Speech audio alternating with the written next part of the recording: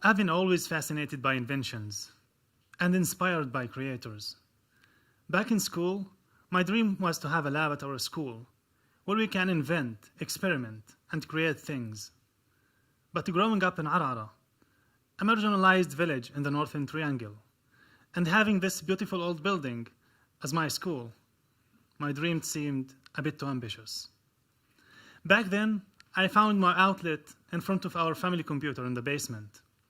It was back then when I first got exposed to coding and graphic design, and despite my ADHD, I was spending hours upon hours in the basement creating web pages and graphic designs.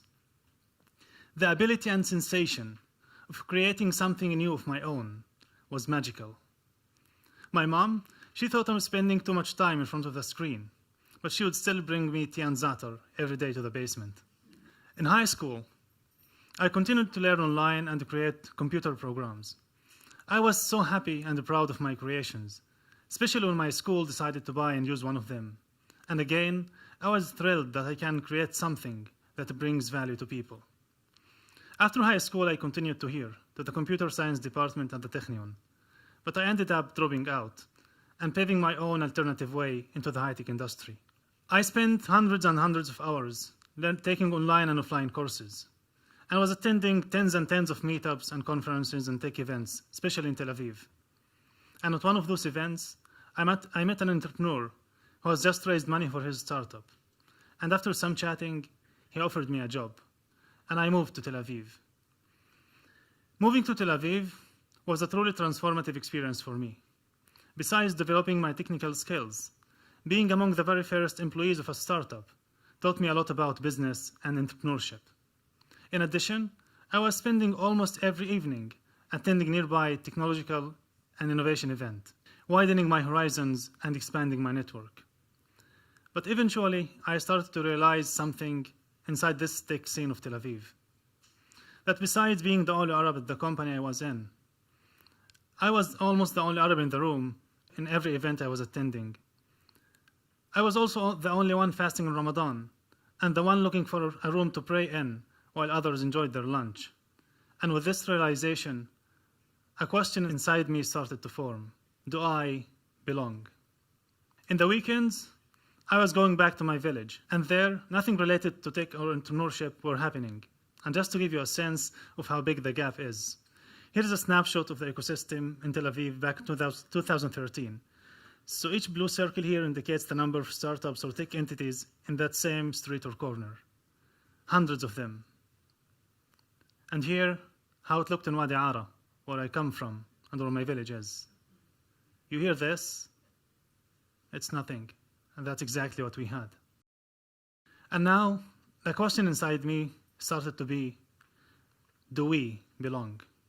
Why don't we have more Arab tech entrepreneurs? And why do we lack the daring and chutzpah of creating and bringing something new to the world? Especially that as Arabs and Muslims, we have a proven record of bringing life-changing inventions back in the golden ages. Triggered by this, my friend Omar and I decided to actually do something.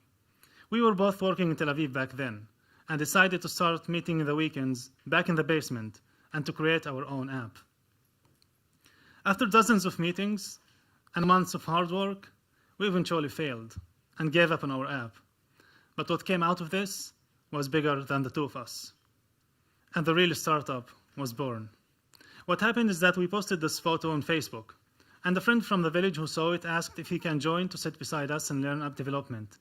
So the next week he came, and the week after 2 more friends joined, and in 2 more weeks, we got this. So my dad, he had to take some walls off so we can all fit in. And my mom, she was now making za'atar in mass production. So they were really our true angel investors. Thank you.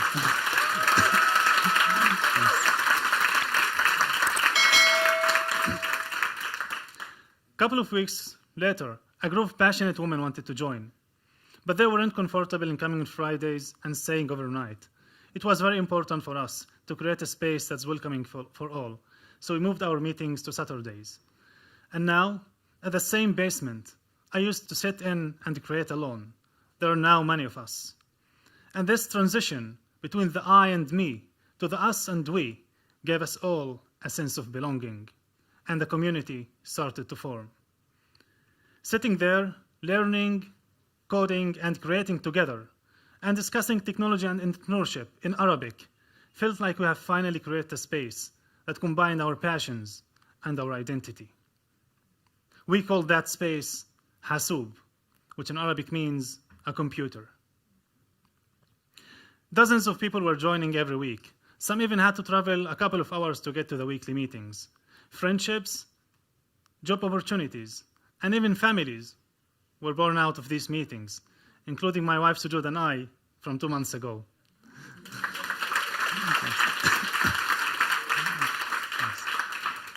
But the more we met, the more we started to realize that it's not enough for us to meet and develop ourselves as a closed group, but we should rather be taking this from the basement up to the streets of our society. In January 2015, we organized our first public event in Al-Fahim, and we had a full house of people from our society, eager to hear more about tech and innovation in Arabic. And from Al-Fahim, we continued to Nazareth, Bak al-Gharbiya, Shafa Amir, and many others. We have been to Arab towns and villages, from Arabi in the north to Rahat in the south. We were also organizing events for Arab students in the campuses, including 20 hack nights here at the Technion. We even did events at Tel Aviv, the heart of the startup nation. And now at those events, I wasn't the only Arab in the room. Back then, we didn't really have a plan, but we all shared the same pain of exclusion and the same hope of prosperity. And we all believed in our role as the young generation to lead change from within, to impact our own economy, and to bring more people from our society to the tech industry and to new industries, as students, engineers, and most importantly, as entrepreneurs. We were all volunteers, a true grassroots movement. And thanks to all these volunteers, thousands of people in our society got the opportunity to engage with tech and innovation. To me, this all was a true blessing. But with Hasoub growing and having to lead bigger and bigger activities and events, it started to consume much more time than I could afford. I was still working at a startup, and I was just back to complete a degree at IDC in Herzliya. And it felt like this small space of passions and identity that I have created had turned into a burden, and I collapsed. I found myself at the junction of hard choices, having to make a choice between my personal career path and the job I love, and between Hasoub, that I've created, believe in, and feel responsible for. And I left my job. And a week later, as I'm still trying to figure out how to pay my rent, I receive a notice from a school that I have lost my excellence scholarship. And I had no way to come up with IDC's 40,000 shekels tuition. So here I was, 23 years old, jobless, financially broken, and about to drop out of university again. Not being able to afford an apartment back then, I moved to live at my friend's place in Tel Aviv. There were 4 friends sharing a small apartment near Tel Aviv University, and they were generous enough to give me a room.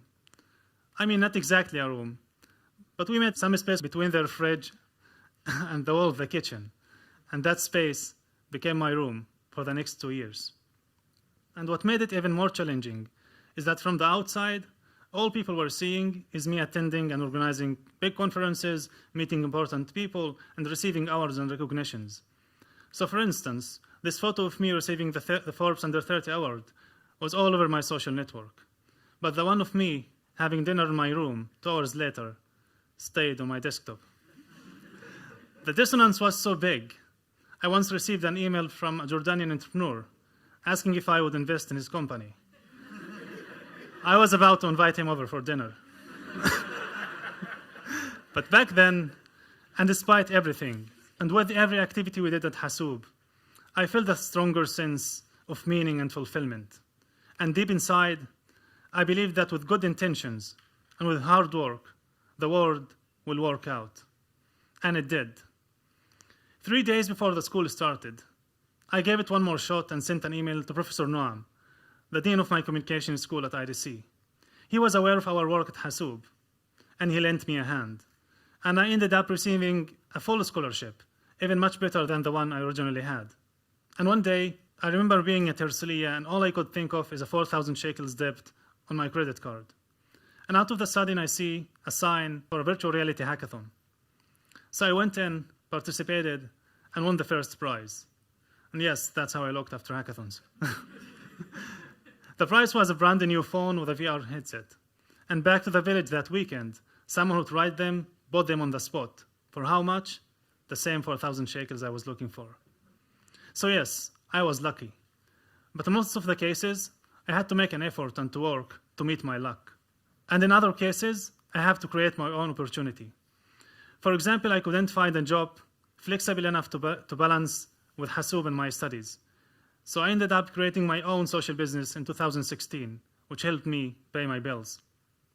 And at Hasoub, more and more volunteers were taking charge now, helping with operations and logistics, especially one diligent volunteer, Rabi' Zioud, who's now our CEO at Hasoub.